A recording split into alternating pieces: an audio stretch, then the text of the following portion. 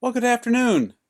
It's Monday afternoon, and if you missed yesterday's live broadcast of the worship experience, then I thought I'd give you a brief recap of what we talked about.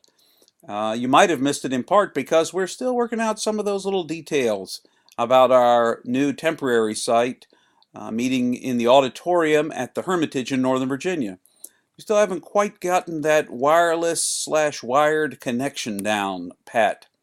So yesterday, November the 15th, 2015, we talked about Jesus as the bread of life.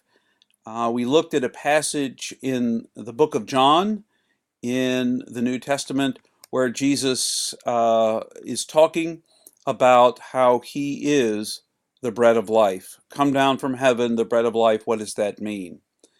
Uh, This is also the first sermon in a series called the Red Letter series.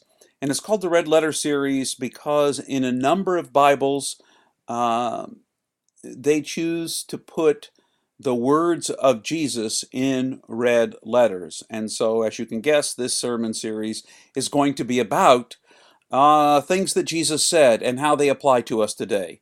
That's what our hope is, anyway. So, how can bread of life really mean anything to us today? I've had a lot of time to think about this. In the 1990s, I preached a sermon uh, about this exact same passage in John chapter 6, verses 26 through 40, where Jesus says, I am the bread of life. Only the difference that time was the Washington Times newspaper at that time was reporting on sermons on a Sunday at different churches. They were supposed to report at a different church, but the person who was going to preach was not going to show up, so they called me on Saturday night, asked if they could come on Sunday morning, and I said, sure, why not? So they came on Sunday morning and reported on my sermon about the bread of life. The text itself at the time and what I said it meant at the time really was that if bread was a common everyday uh, piece of the of table food that people had every day, you um, eh, then what it meant is that Jesus as the bread of life is necessary for living. If it was the common food of every person, it was on every person's table, it was very commonplace. It meant that it was available to all, that it was necessary for all to live. And so, uh, as it goes in this particular case, what what Jesus is trying to get across, I think, to us is that not only is bread something that's necessary for life, something that's common to life, that's available to everyone. Anyone can get a hold of bread. Even on the poorest tables, bread is often the key food ingredient. Uh, Bread also is something that we take into us, that becomes part of us. If you think about it in science, and here we start crossing into areas where I'm not an absolute expert by any stretch of the imagination, but when I eat, my body breaks down the elements of whatever food it is, and it becomes a part of me at the molecular and atomic level. And so it is with Jesus. Jesus crosses over to become a part of us. If we think about communion, which is something that we do every single Sunday as a part of our worship at St. James, uh, when we take communion, we're not just eating a piece of bread and drinking some grape juice. We are taking Jesus into us, not just looking at him from a distance, not just thinking about Jesus, but letting Jesus seep into us and become a part of who we are. And I think that that is at least part of what it means that Jesus is the bread of life. Uh, Jesus is meant to become a part of us, to flow through our veins, to be the very lifeblood that sustains us. Jesus is meant to become so much a part of us that he goes everywhere with us. as a part of who we are.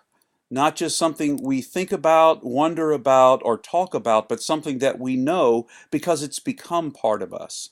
In a world that is so filled with walls that separate us one from another, um, Jesus becomes the one who breaks down the walls, who crosses over the facade, the distance that I keep, the bubble that is around me at all times, and crosses over to become a part of me.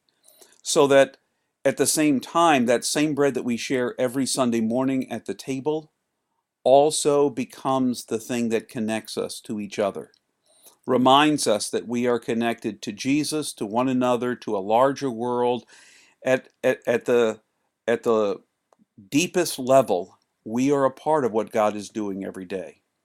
So if you missed out on yesterday's message, I encourage you to pull out John chapter 6, verses 26 through 40, to take a look at it, read it, think about it.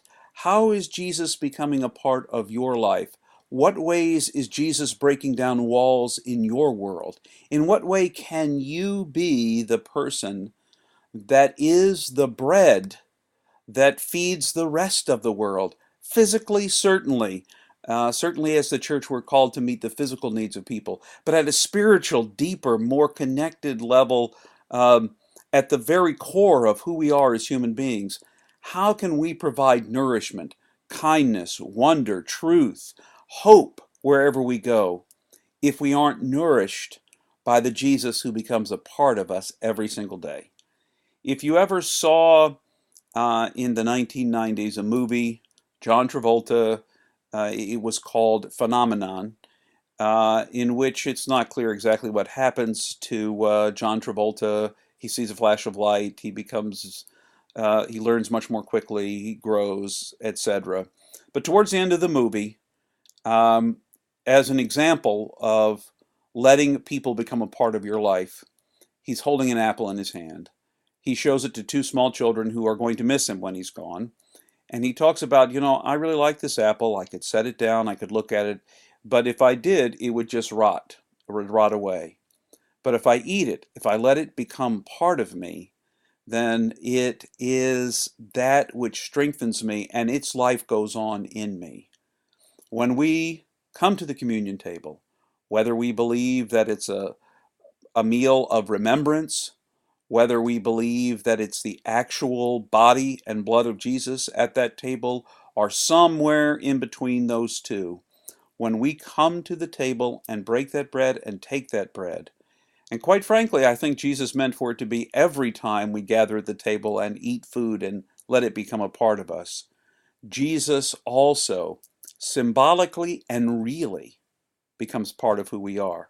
So this week, as you go into the world, be the bread of life. Let the bread of life live in you and be about who you are. Um, that's a recap of Sunday. Not This could become a recurring kind of episode we put out, brief episode we put out, or it could be a one-time deal. Not promising either way, but I hope that helped you catch up if you missed yesterday's broadcast of the message. Have a great week, and don't forget to be the bread of life.